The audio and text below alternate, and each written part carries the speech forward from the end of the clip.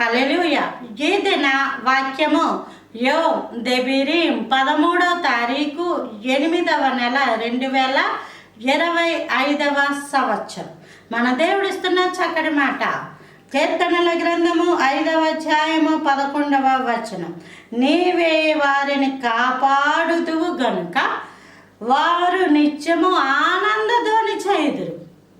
నిత్యము కాపాడే వాళ్ళు అంటే ఎవరైనా ఉంటారండి?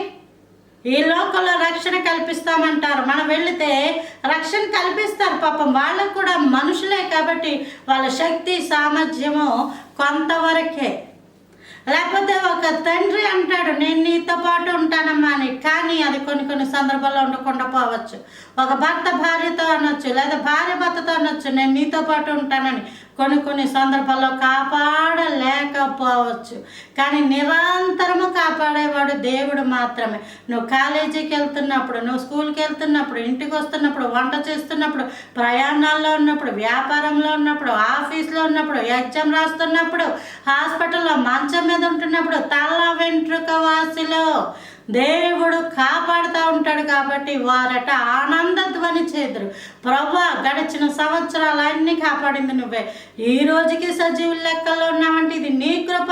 నువ్వు కాపాడవయ్యా నీకు వందనాలు, నువ్వు కాపాడవయ్యా నీకు వందనాలని దేవుడి నామానికి మహిమ కలుగును కాక. Amen. Praise the Lord. Amen.